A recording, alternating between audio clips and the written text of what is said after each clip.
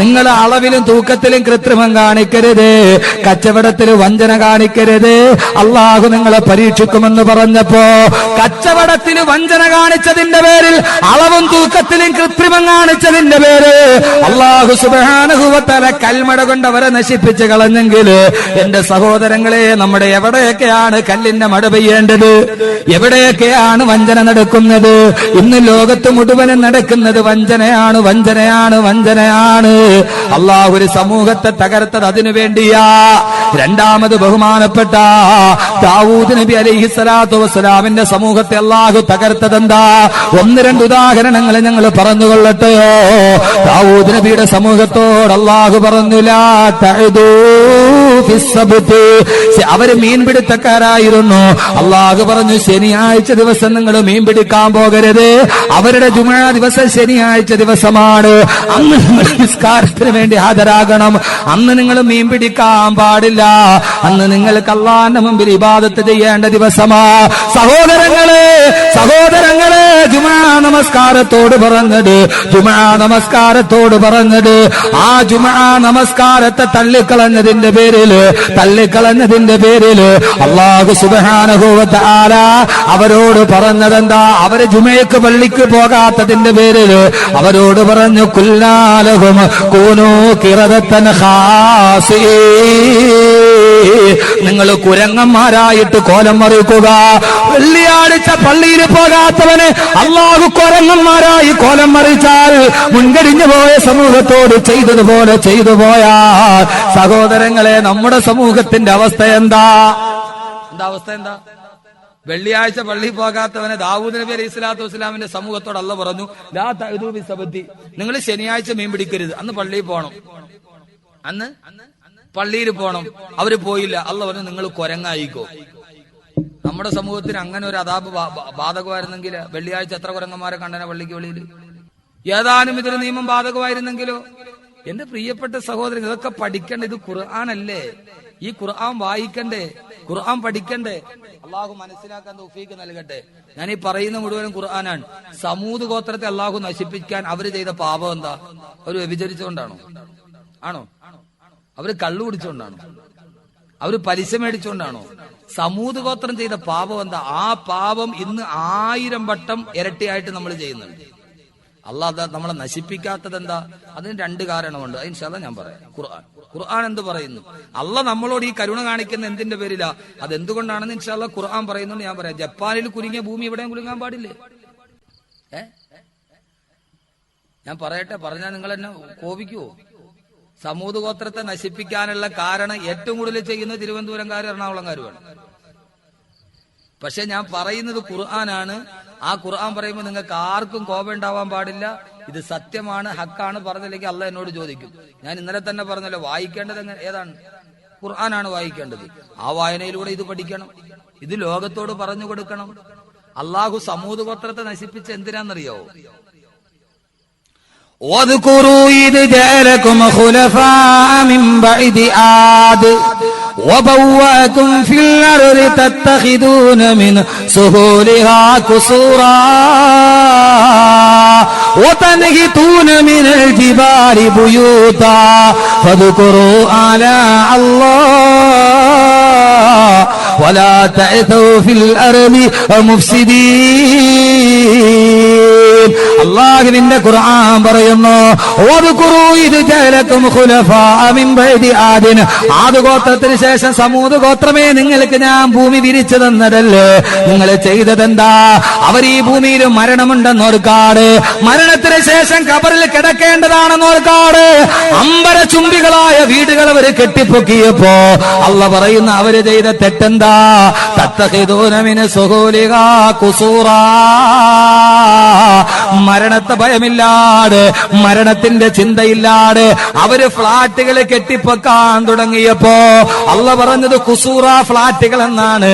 ആ ഫ്ളാറ്റുകൾ കെട്ടിപ്പൊക്കാൻ തുടങ്ങിയപ്പോ അള്ളാഹ് പറഞ്ഞു, നിങ്ങൾ ഈ ഭൂമിയിൽ ഇനി ജീവിക്കണ്ട. ഒരൊറ്റ ഇടി അങ്ങ് മുടങ്ങിയപ്പോ സർവ്വതും തകർന്ന് തരിപ്പണമായി പോയെന്നല്ലാഹുവിന്റെ വിശുദ്ധ ഖുർആൻ. മരണത്തെക്കുറിച്ച് ചിന്തയില്ലാതെ ദുനിയാവിൽ ആർഭാടത്തോട് അടിച്ചു പൊളിച്ച് ജീവിക്കാൻ തീരുമാനിച്ചപ്പോ അള്ളാഹ് പറഞ്ഞു, ഇനി നിങ്ങൾ ഈ ഭൂമിയിൽ ജീവിക്കേണ്ട. തത്തഖിദൂന മിൻ സുഹൂലിഹാ ഖുസൂറാ. ഖുസൂർ എന്നല്ലേ പറഞ്ഞത്? ഖുസൂറിന്റെ അർത്ഥം എന്താ? നിങ്ങൾ ഫ്ലാറ്റ് പണിയാൻ തുടങ്ങിയപ്പോ ഇപ്പൊ ഏറ്റവും കൂടുതൽ എവിടെയാ മരണത്തെക്കുറിച്ചുള്ള ചിന്തയില്ല. ഈ ഭൂമിയിൽ ഇങ്ങനെ തന്നെ കാലാകാലം ജീവിക്കാമെന്നുള്ള ചിന്ത. എന്റെ പൊന്നു സഹോദരങ്ങൾ, അത് അപകടമാണ്. അള്ളാഹു കാത്തുരക്ഷിക്കട്ടെ. കാരണം എന്താ? ഈ ഭൂമി കുലുങ്ങിയില്ലെങ്കിലല്ലേ ഉള്ളൂ. കുന്നു മുഴുവനും ഇടിച്ചു നിരത്തി, പർവ്വതം മുഴുവനും പിടിതു മാറ്റി. പർവ്വതം എന്ന് പറഞ്ഞാൽ എന്താ സാധനം? വൽ ജിബാല ഔതാദ. അള്ള പറഞ്ഞു, പർവ്വതങ്ങളെ ഞാൻ ആണികളാക്കിയാണ് സൃഷ്ടിച്ചിരിക്കുന്നത്. ഭിത്തിയിൽ കിടക്കുന്ന ഒരു സാധനം തൂക്കിയിടാൻ നമ്മൾ എന്ത് ചെയ്ത്? ആണി അടിക്കും.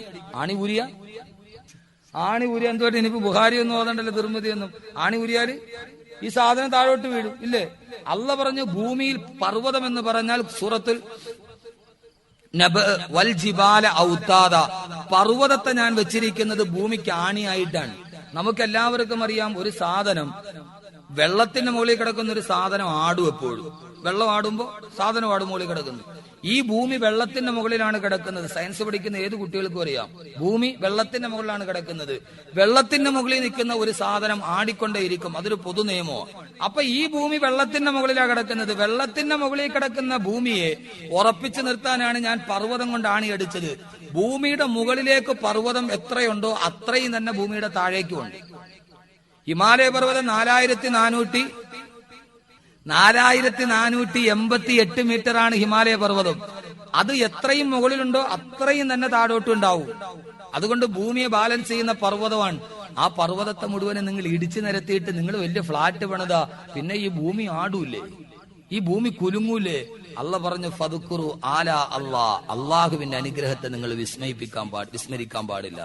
അപ്പോ സഹോദരങ്ങളെ, ഈ ഭൂമിയിൽ പ്രകൃതി ദുരന്തം ഉണ്ടാകാനുള്ള കാരണം വ്യഭിചാരം, മദ്യപാനം, ഈ സമൂഹം ചെയ്ത തെറ്റുകൾ, അശ്ലീലതകൾ. അള്ളാഹു നമ്മളെ കാത്തുരക്ഷിക്കട്ടെ. ഇനി മൂന്നാമതൊരു കാരണമുണ്ട്. അപ്പൊ എന്തുകൊണ്ട് നമ്മളെ അള്ളാഹു പരീക്ഷിക്കുന്നില്ല? അത് ഞാൻ പറഞ്ഞുതരാം. ഇതിന് മൂന്നാമതൊരു കാരണമുണ്ട്. ആ കാരണം എന്തെന്ന് തിരിച്ചറിയുമ്പോഴാണ് നമ്മൾ ഇന്നലെ പറഞ്ഞ വിഷയം നമുക്ക് മനസ്സിലാകുന്നത്. പബ്ലിക് ലൈബ്രറി എന്തിനിങ്ങനെ ഒരു സമൂഹം നന്മ പ്രചരിപ്പിക്കാനുണ്ടാകുന്നു? അള്ളാഹുവിന്റെ പ്രവാചകൻ നബി മുഹമ്മദ് മുസ്തഫ. അപ്പോഴേ നിങ്ങൾക്ക് ഇതിന്റെ ആവശ്യകത മനസ്സിലാവൂ. അള്ളാന്റെ റസൂല് പറഞ്ഞു, മൻ കാല ലാ ഇലാഹ ഇല്ലല്ലാ, ആര് ലാ ഇലാഹ ഇല്ലല്ലാ എന്ന് പറഞ്ഞു, തൻഫഉ മൻ കാലഹ, ആ പറഞ്ഞ കെലിമത്ത് തൗഹീദ് അവന് പ്രയോജനം ചെയ്യുക തന്നെ ചെയ്യും. അള്ളാഹു അവനെ കാത്തുരക്ഷിക്കും. അള്ളാഹുവിനെ ഒരാൾ റബ്ബായിട്ട് അംഗീകരിച്ചോ, അള്ളാഹുവിലേക്ക് അവൻ സർവ്വതും പരമേൽപ്പിച്ചോ, എന്നാൽ അള്ളാഹു അവനെ സംരക്ഷിക്കുക തന്നെ ചെയ്യും. എപ്പോൾ? ഹത്താ തർദഅൻഹുൽ അദാബ വന്യകുമാ, അവന്റെ മേലുണ്ടാകുന്ന ശിക്ഷകളും അദാബുകളും അള്ളാഹു തടുത്തു വെക്കും. ആരല്ലാഹുവിനനുസരിച്ചോ, അള്ളാഹുവിന് വേണ്ടി ആര് ഇബാദത്ത് ചെയ്തോ, പള്ളികൾ മുഴുവനും ഇബാദത്ത് കൊണ്ട് നിറയുമ്പോ, വീടുകൾ മുഴുവനും ഇബാദത്ത് കൊണ്ട് നിറയുമ്പോ, അള്ളാഹുവിനനുസരിച്ചവർക്ക് വേണ്ടി അള്ളാഹു അദാബുകളെ മാറ്റിവെക്കും. ആ സമൂഹത്തിന്റെ മേൽ അള്ളാഹു അദാബ് ഇറക്കുകയില്ല. ഏതുവരെ മാലം യസ്തഖിഫു ബിഹഖിഹാ. എന്റെ പൊന്നു സഹോദരങ്ങളെ, ഒന്ന് നന്നായിട്ട് കേൾക്കണം. ലാ ഇലാഹ ഇല്ലല്ലാ എന്ന കെലിമത്ത് തൗഹീദിനോടുള്ള ഹക്ക് അതവരെ നിസ്സാരവൽക്കരിക്കുന്നത് വരെ, നമ്മൾ നിസ്കരിച്ചാ, നമ്മൾ നോമ്പ് പിടിച്ചാ, അള്ളാഹു നമ്മളെ അദാബിൽ നിന്ന് കാത്തുരക്ഷിക്കും. ഏതുവരെ? മാലം യസ്തഖിഫു ബിഹഖിഹാ. ലാ ഇലാഹ ഇല്ലല്ലായുടെ ഹക്കിനെ അവര് നിസ്സാരവൽക്കരിക്കുന്നത് വരെ. ലാ ഇലാഹ ഇല്ലല്ലായുടെ ഹക്കിനെ നിസ്സാരവൽക്കരിച്ചോ, പിന്നീട് അവൻ അല്ലാഹുവിന്റെ സഹായം ഉണ്ടാവുകയില്ല. ഇത് കേട്ട സഹാബത്ത് ചോദിച്ചു, നബിയേ മൽ ഇസ്തിഗ്ഫാഫു യാ റസൂലല്ലാഹ്, ലാ ഇലാഹ ഇല്ലല്ലാഹനെ നിസ്സാരവൽക്കരിക്കുക എന്ന് പറഞ്ഞാൽ, ലാ ഇലാഹ ഇല്ലല്ലാഹനെ കളിയാക്കുക എന്ന് പറഞ്ഞാൽ അതിന്റെ അർത്ഥം എന്താ? അള്ളാഹുവിന്റെ റസൂല് പറഞ്ഞ മറുപടി എന്റെ സമൂഹത്തോട് പറയട്ടെ. അള്ളാഹുവിന്റെ റസൂല് പറഞ്ഞു, യൽഹറുൽ അമലു ബിമആസില്ലാഹ്,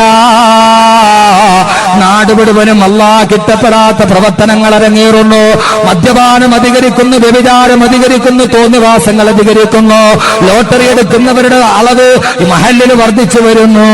ഇതെല്ലാം കൺമുമ്പിൽ കാണുമ്പോ നാട്ടിൽ മുഴുവനും അനാചാരങ്ങളും അന്ധവിശ്വാസങ്ങളും കൊടികുത്തിപാടുമ്പോ അള്ളാന്റെ റസൂല് പറഞ്ഞു, ലം യുൻകർ, അതിനെ നിരോധിക്കാനും ആളില്ല, വലം യുഗയ്യിർ, അതിനെതിരെ പഠനം നടത്താനും ആളുകളില്ല.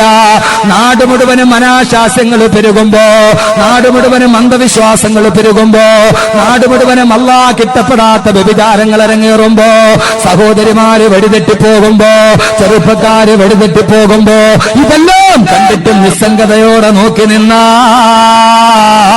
അവരോട് പറയലെന്റെ കടപ്പാടല്ലെന്ന് പറഞ്ഞ് സ്വയം ഉൾവലിയാൻ തയ്യാറായി കഴിഞ്ഞാൽ പിന്നെ അള്ളാന്റെ സഹായം നിങ്ങൾക്ക് പ്രതീക്ഷിക്കേണ്ടതില്ല.